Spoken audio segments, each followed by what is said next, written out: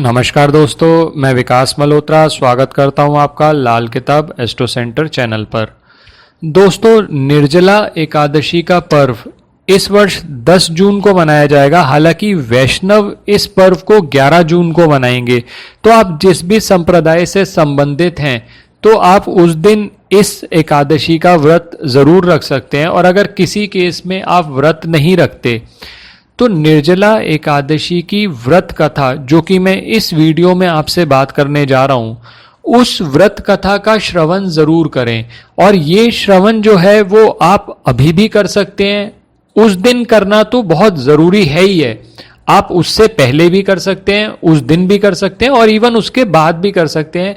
ये कथा का सुनने मात्र से ही आपको निर्जला एकादशी का व्रत का फल मिलता है। अगर आप किसी वजह से निर्जला एकादशी का व्रत, क्योंकि कठिन होता है व्रत, ये नहीं कर सकते तो आप कथा तो ज़रूर सुने। और इसके अलावा भी हम वीडियो शेयर करेंगे, कुछ उपाय आपसे एक सेपरेट वीडियो में मैं आपसे शेयर करूंगा, जिसमें निर्जला एकादशी पे आप क्या उपाय करें जिससे आपको इस दिन का ज़्यादा से ज़्यादा लाभ मिले। आप उस वीडियो को भी देखिएगा, हमारे से जुड़े रहें। उस वीडियो में भी हम कुछ उपाय शेयर करेंगे, आप उनको भी जरूर करके देखें। इस वीडियो में सबसे पहले मैं बात कर रहा हूं निर्जला एकादशी के व्रत की महत्व क्या है और फिर व्रत कथा, जिसके श्रवण से आपको इस एकादशी का फल मिलेगा। सबसे पहले बात की जाए तो निर्जला एकादशी का जो व्रत है वो ज्येष्ठ मास के शुक्ल पक्ष की एकादशी तिथि को किया जाता है।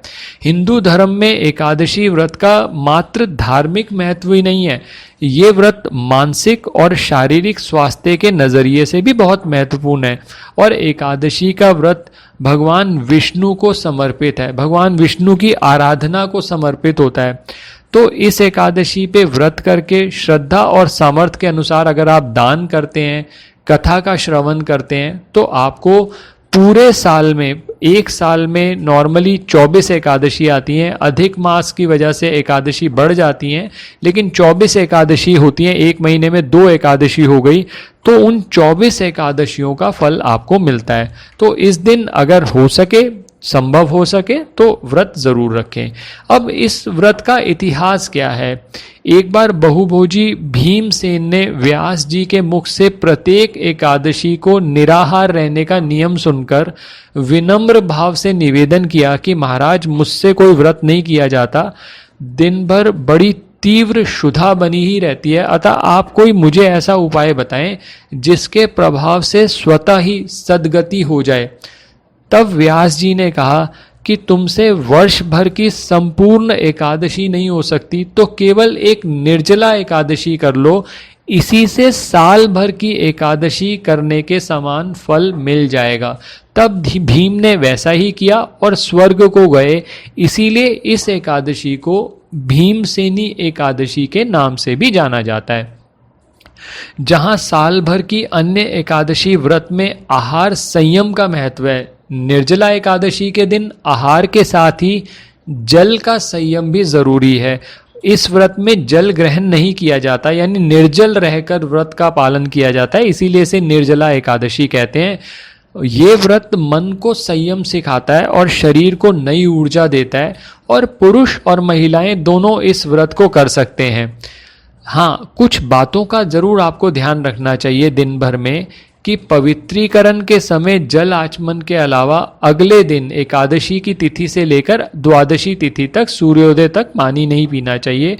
दिन भर एकादशी के दिन, निर्जला एकादशी के दिन कम बोलें, हो सके तो मौन रहने की कोशिश करें, दिन में ना सोएं, ब्रह्मचर्य का पालन करें, झूठ ना बोलें, गुस्सा और विवाद ना करें। अब व्रत कथा, जो कि बहुत महत्वपूर्ण है। जब वेद व्यास जी ने पांडवों को चारों पुरुषार्थ, धर्म, अर्थ, काम और मोक्ष देने वाली एकादशी व्रत का संकल्प कराया था, तब युधिष्ठिर ने कहा, जनार्दन, ज्येष्ठ मास के शुक्ल पक्ष में जो एकादशी पड़ती हो, कृपया उसका वर्णन कीजिए। भगवान श्री कृष्ण ने कहा, हे राजन, इसका वर्णन परम धर्मात्मा व्यास जी ही करेंगे, क्योंकि ये संपूर्ण शास्त्रों के तत्वज्ञ और वेद वेदांगों के पारंगत विद्वान हैं। तब वेद व्यास जी कहने लगे, कृष्ण और शुक्ल पक्ष की एकादशी में अन्न खाना वर्जित है। द्वादशी को स्नान करके पवित्र होकर फूलों से भगवान केशव की पूजा करें, फिर पहले ब्राह्मणों को भोजन देकर अंत में स्वयं भोजन करें। ये सुनकर भीमसेन बोले, परम बुद्धिमान पितामह, मेरी उत्तम बात सुनिए। राजा युधिष्ठिर, माता कुंती, द्रौपदी, अर्जुन, नकुल और सहदेव ये एकादशी को कभी भी भोजन नहीं करते और मुझसे भी हमेशा यही कहते हैं कि भीमसेन एकादशी को तुम मत खाया करो, परंतु मैं उन लोगों से यही कहता हूँ कि मुझसे भूख नहीं सही जाएगी। भीमसेन की बात सुनकर व्यास जी ने कहा, यदि तुम नरक को दूषित समझते हो और तुम्हें स्वर्गलोक की प्राप्ति अभीष्ट है और तो दोनों पक्षों की एकादशियों के दिन भोजन नहीं करना। भीमसेन बोले, महाबुद्धिमान पितामह, मैं आपसे सच कहता हूँ, मुझसे एक बार भोजन करके भी व्रत नहीं किया जा सकता, तो फिर उपवास करके मैं कैसे रह सकता हूँ। मेरे उदर में वृक नामक अग्नि सदा प्रज्वलित रहती है, अतः जब मैं बहुत अधिक खाता हूँ तभी ये शांत होती है। इसलिए हे महामुनि, मैं पूरे वर्ष भर में केवल एक ही उपवास कर सकता हूँ जिससे स्वर्ग की प्राप्ति सुलभ हो तथा जिसके करने से मैं कल्याण का भागी हो सकूं। ऐसा कोई एक व्रत निश्चय करके बताइए, मैं उसका यथोचित रूप से पालन करूंगा।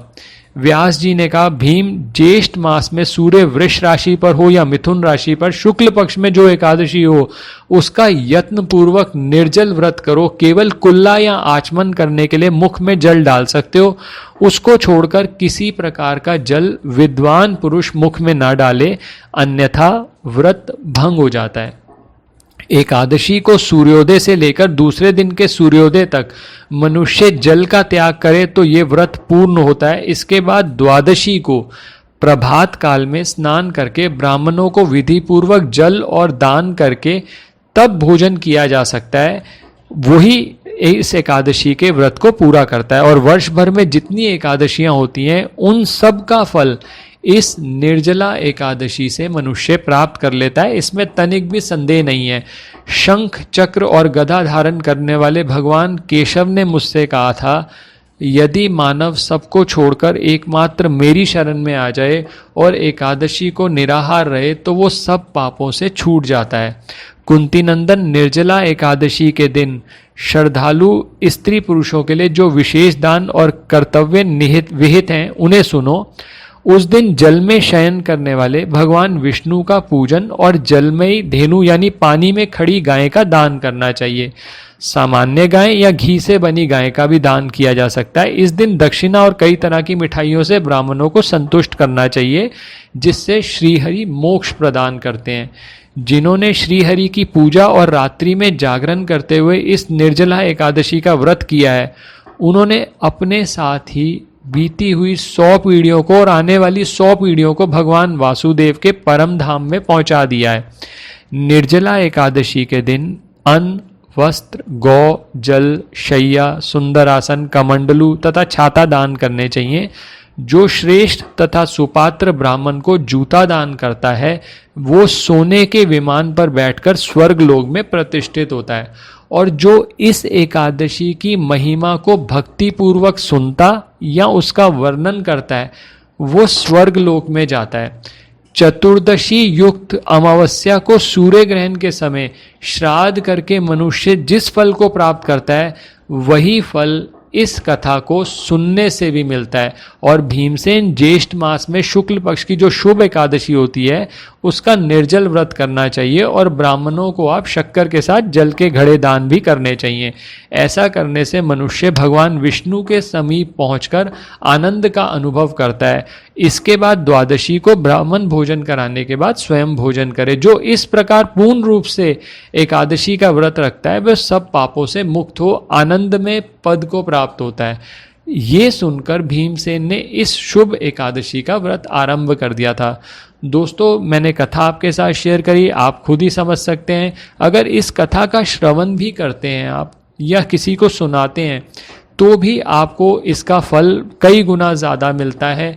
आप इस एकादशी की कथा में तो ये आता है कि स्वर्ग लोक की प्राप्ति होती है, तो खैर स्वर्गलोक की प्राप्ति का तो नहीं पता, लेकिन इतना तो है कि आप अगर इस एकादशी का महात्म्य सुनते हैं तो आपको निर्जला एकादशी का फल मिलता है।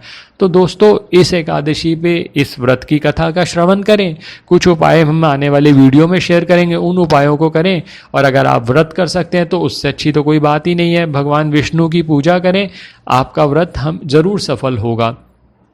आशा करता हूँ वीडियो आपको पसंद आया होगा। वीडियो लाइक कर दें अगर पसंद आया है, बाकी लोगों के साथ भी शेयर करें और कमेंट्स में भगवान विष्णु का कोई मंत्र या जय श्री कृष्णा ज़रूर लिखें। धन्यवाद दोस्तों। जय श्री कृष्णा। निर्जला एकादशी की आपको शुभकामनाएं। धन्यवाद दोस्तों।